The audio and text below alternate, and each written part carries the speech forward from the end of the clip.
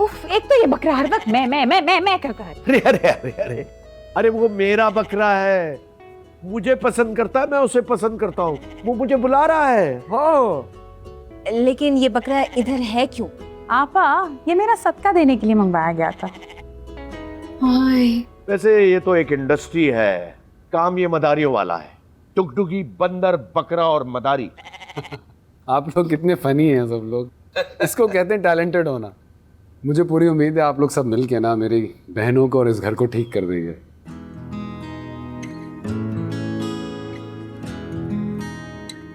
मेरा मतलब हम जो ड्रामा कर रहे हैं उसमें असल में नहीं। कैरेक्टर की स्किन में उतना ज्यादा चले गए हैं कि इनको लगता है कि यही कैरेक्टर है और कैरेक्टर भी यही है। अच्छा, तो अब ये सोचना है कि इन सारे किरदारों को अंजाम तक कैसे पहुंचाया जाए। ये किरदार बुरे नहीं हैं, ब्लैक एंड वाइट भी नहीं है, ग्रे हैं, कुछ अच्छे हैं कुछ बुरे हैं। हमें इनकी अच्छाइयाँ ढूंढनी है और इनको बस ठीक करना है। मेरा ख्याल है बाकी किरदार भी जल्दी से बता दो ताकि फिर मैं दोबारा जाके सो जाऊं। इसके बाद है नासरा।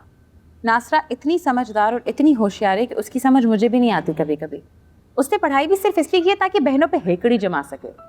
जब सीधा चलती है तो लगता है कि बाएं चल रही है या पता नहीं शायद दाएं। उनका सारा मसला यही है कि वो चाहती है कि सब आपस में लड़ झगड़ के मर जाएं, लेकिन उनके साथ किसी के मामला खराब ना हो। बीएस उन्होंने खैर मुकम्मल कर ली है अपनी। ये है ब्लैक। कैसे? वो मैं अभी तुम्हें समझाता हूँ। भाई बाकी जो दो बच्चियां उनके बारे में बताओ। बाकी दो बचे ना, मीरब और हुरिया।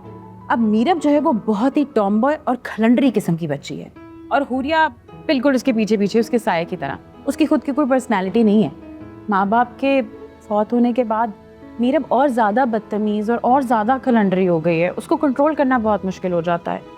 अब दोनों स्कूल की छुट्टियों से 1 महीना पहले किसी वजह से लड़ के स्कूल छोड़ के घर बैठ गई हैं।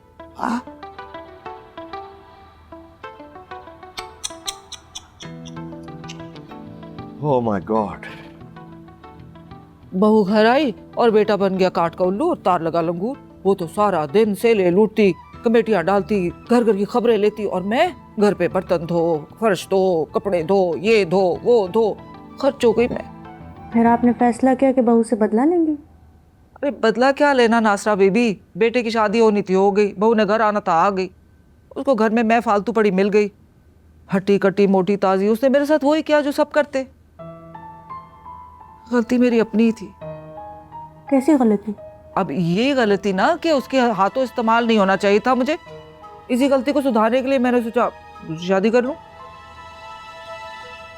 आपने ये फैसला किया और आपको दुनिया से डर नहीं लगा?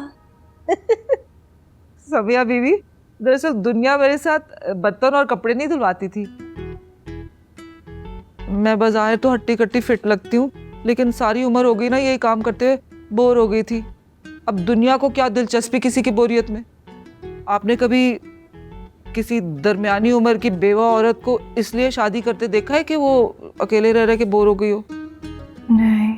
बस इसी इनकलाबी बात को समझाने के बजाय मैंने सोचा दूसरी शादी कर लूं और वहां मुझे हबीब साहब मिल गए। लेकिन यहाँ भी जब इतने काम करने पड़े तो सोचा यहाँ से भाग जाऊं। हाय, पर किस्मत को कुछ और ही मंजूर था। आपने तो बड़ा अजीब फैसला लिया। हबीब साहब तो गलत आदमी भी हो सकते थे। हाय हाय, इससे ज्यादा गलत क्या होते जितने वो निकल आए। लेकिन ये मेरा अपना फैसला था और अब मैंने एक और फैसला किया। क्या? मैं आपके साथ मिलके बुशरा और उसके खानदान वालों को इस घर से निकलवाऊं। लेकिन इस सब में आपका क्या फायदा?